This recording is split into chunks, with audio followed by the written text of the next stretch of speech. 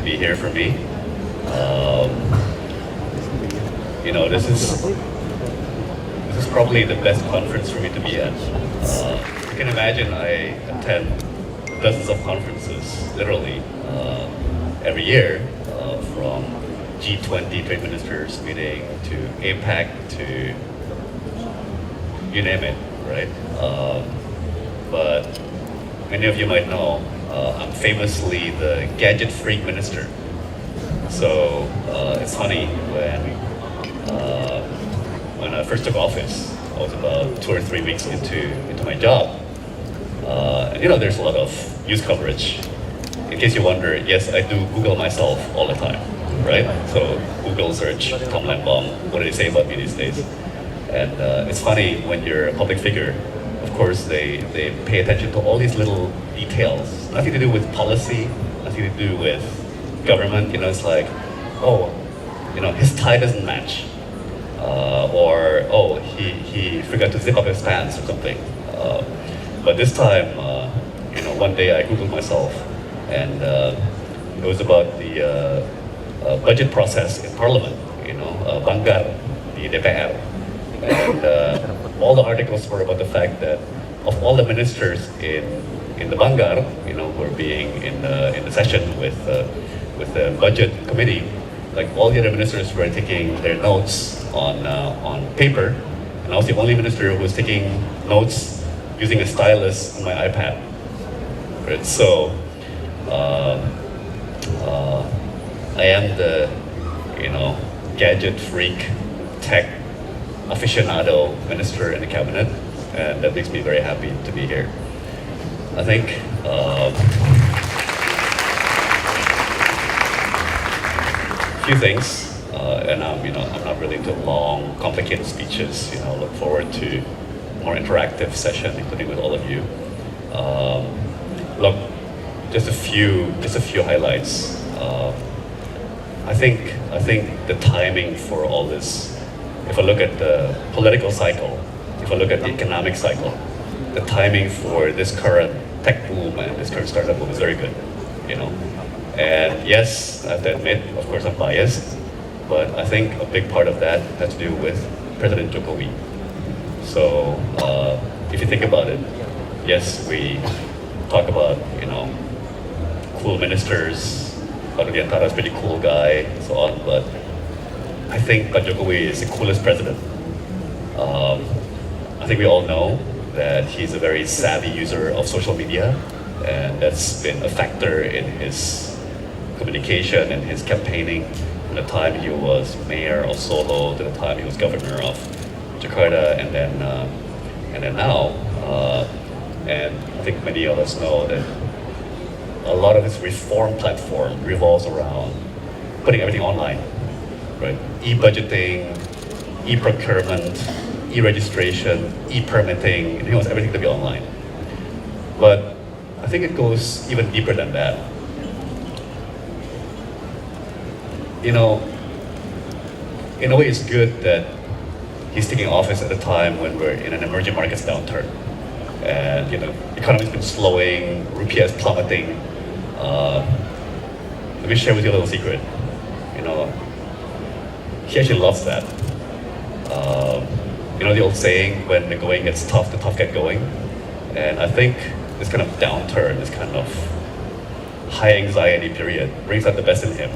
Because at heart, he actually is, number one, a reformist, and number two, a fighter. So, and I think in many ways that makes him like many of you here. Many of you here are startups, and you're challenging old economy players, you're challenging the established order, you're turning things upside down. Well, that's exactly what that's what he does, right? You guys might call yourselves startups. Well, we all know that he was a political upstart. I think there's a very thin line between upstart and startup.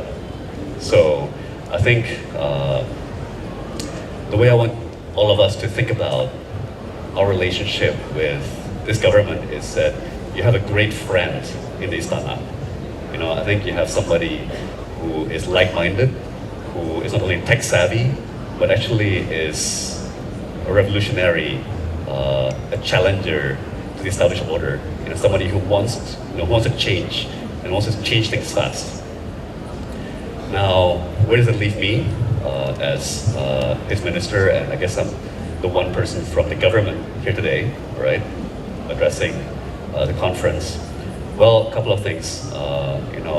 I'm hoping to be, in a way, the voice of reason.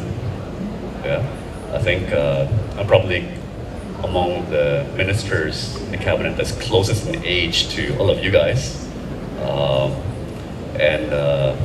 You can tell, right, from my American accent, very westernized, spent a lot of time overseas, especially in the US, and gently, diplomatically, but firmly, hope to just be a voice of reason in the policy discussion. Give you an example.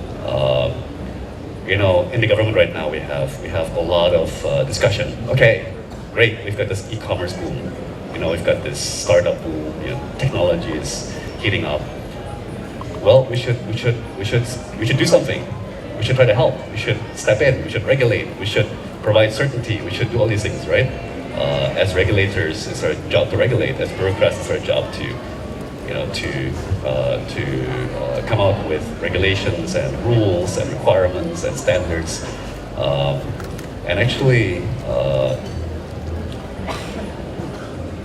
if you look at other countries where this has happened before, actually, in a way, the startups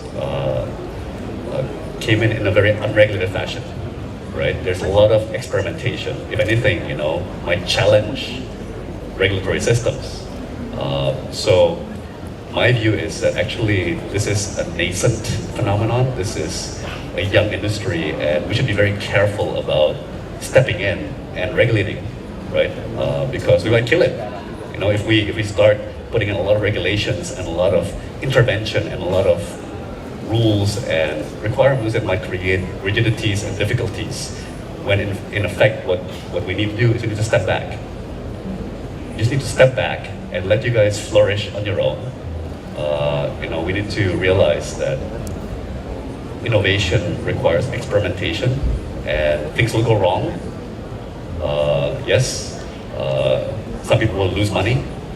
Yes, potentially some consumers might get hurt, but that's the price of progress, right? So we've got to not be so interventionist, not be so regulatory in our approach, in my view. Now, secondly, I'm looking forward to being a bit of a gadfly, a bit of a maverick, and sometimes it's fun to say out loud the things that everybody knows, but nobody dares to say out loud, right? For example, like this, one big discussion, and this sometimes takes on nationalistic overtones, right? It's about data security.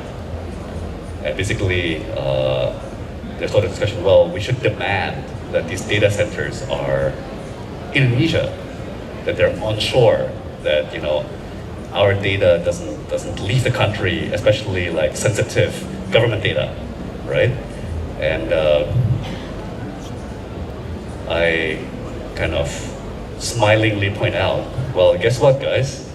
Like, I'm willing to bet that 97% of the most sensitive government communication is already residing in data centers overseas. And it's called Gmail, it's called Yahoo Mail, it's called Hotmail, and all these things, right? And if you go around and meet with government officials, well, and you exchange business cards, they even have their Gmail on their business card, right? They have their Yahoo Mail on their business card.